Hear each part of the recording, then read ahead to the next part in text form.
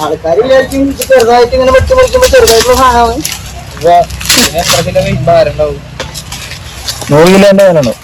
100 ബാക്കിയോ അതിന്റെ അടിഭാഗന വരും. 100 കിലോണ്.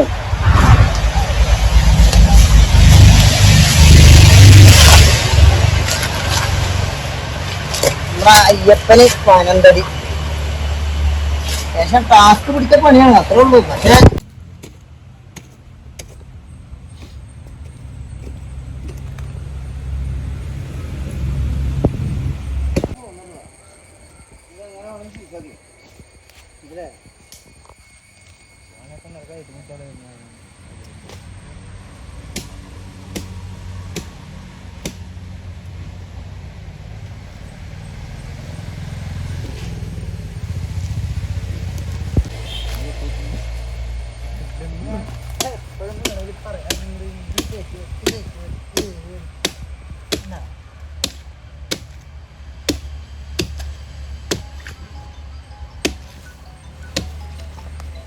എങ്ങനെ ചോദിക്കുക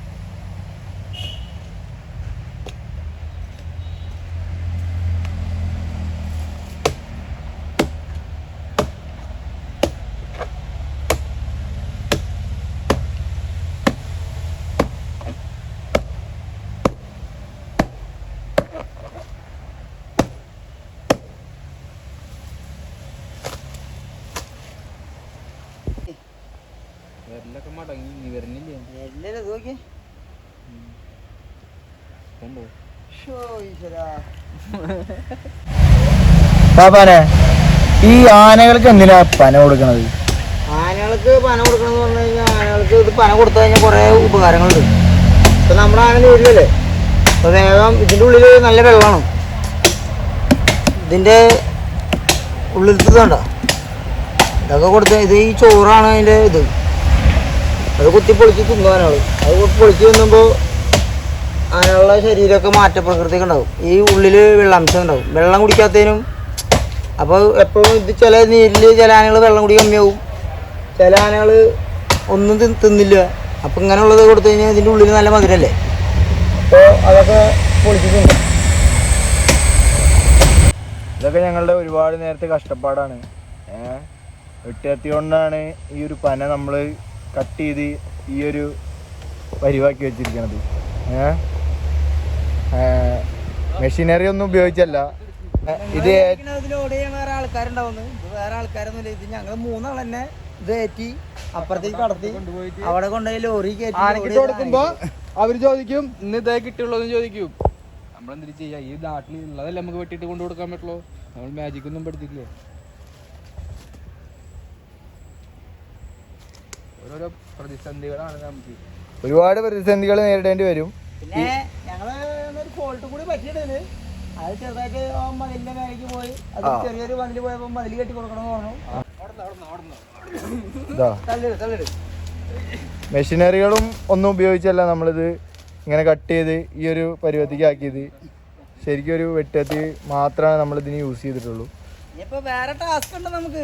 ഈ സാധനം എടുക്കുക, ഈ മതിലിന്റെ അപ്പുറത്തേക്ക് വെക്കുക, അത് അവിടെ നിന്ന് എടുക്കുക, അങ്ങോട്ട് കയറ്റുക. കയറ്റി കഴിഞ്ഞത് കാണുമ്പോ ആകെ ചെറിയ പീസല്ലേ വിചാരിക്കും. ഇത് എടുത്തു കഴിഞ്ഞാൽ അറിയാം അതിന്റെ ഉപകാരം എന്താന്ന്. ഈ കാണുന്ന തടികള് നമ്മള് ഈ കാണുന്ന വെട്ടുകത്തി കൊണ്ട് നമ്മള് ഈ കാണുന്ന ഇങ്ങനെ വെട്ടിയതാണ്. കുടിവെള്ളം പോലും ഇല്ല. അതെ ആൾക്കാര് വിചാരിക്കും ഇത് ഇവന്മാര് ഇതെന്തുള്ളത് പോരില്ലാത്ത സമയത്ത് സുഖാ വെറുതെ ആനനെയും കഴുകി വെറുതെ റൂമിൽ നാലെന്ന് വിചാരിക്കും. എവിടെ അതൊന്നല്ല, ഇതൊക്കെയാണ് പണികള്. ഇതൊരു കാടാണ്, ചെറിയൊരു ഫോറസ്റ്റ് മൊത്തം കാടാണ്. നമുക്കിതിൽ അടുത്തൊരു കടമ്പ എന്ന് പറയുന്നത് നമുക്കിടയിൽ നിൽക്കുന്ന ഈ ഒരു മതിലാണ്. ഈ ഒരു മതിൽ കടന്ന് അപ്പുറത്തെ വണ്ടിയിലേക്ക് കയറ്റണം. ഈ കാണുന്ന തടികൾ നമ്മൾ ഈ കാണുന്ന മതിലിൻ്റെ അപ്പുറത്ത് നമ്മുടെ ലോറി ഉണ്ട്, അതിലേക്ക് നമ്മൾ ലോഡ് ചെയ്യണം. ഇതിനൊരു ഗേറ്റ് ഉണ്ട്. ഈ ഗേറ്റിന് പൂട്ട് ചെയ്ത കാരണം കൊണ്ട് നമുക്ക് ഗേറ്റ് തുറന്ന് നമുക്ക് പുറത്തേക്ക് പോകാൻ പറ്റില്ല. ഈ സംഭവം മതിൽ വഴി തന്നെ നമുക്ക് അപ്പുറത്തേക്ക് എത്തിക്കണം. വഴികളൊക്കെ ഭയങ്കര ടാസ്ക് ആയിട്ടുള്ള വഴികളാണ്.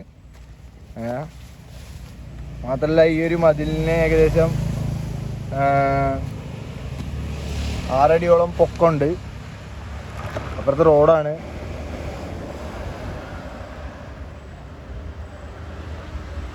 ഇതാണ് നമ്മുടെ വണ്ടി. ഈ വണ്ടിയിലേക്കാണ് നമ്മൾക്ക് നമ്മുടെ അയ്യപ്പന് വേണ്ടിയിട്ടുള്ള തീറ്റ നമുക്ക് ലോഡ് ചെയ്യേണ്ടത്.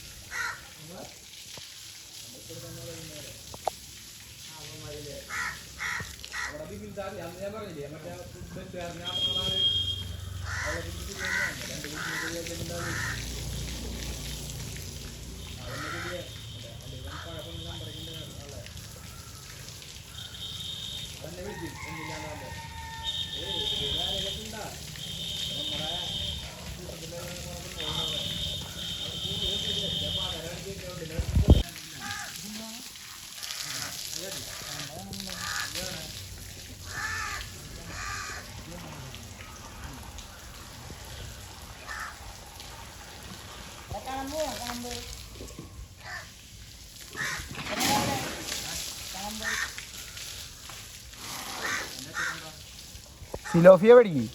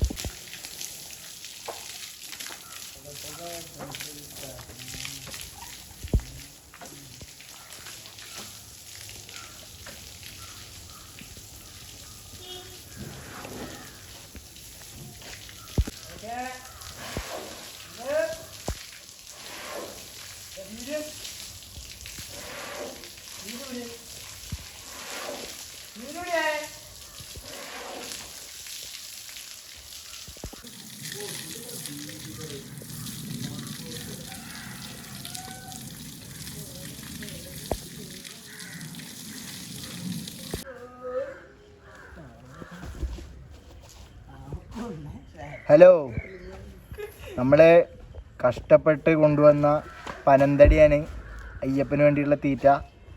അത് നമ്മളവന് ഇട്ട് കൊടുക്കുകയാണ്. അതവൻ എത്ര അടിപൊളിയായി ആണ് അത് പൊളിച്ചെടുക്കുന്നതിനുള്ള കാഴ്ച നമുക്ക് ഈ വീഡിയോയിലൂടെ നമുക്ക് അടിപൊളിയായിട്ട് കാണാൻ പറ്റും. ഒരു പ്രത്യേക ശൈലിയിൽ തന്നെയാണ് അവനത് പൊളിക്കുക.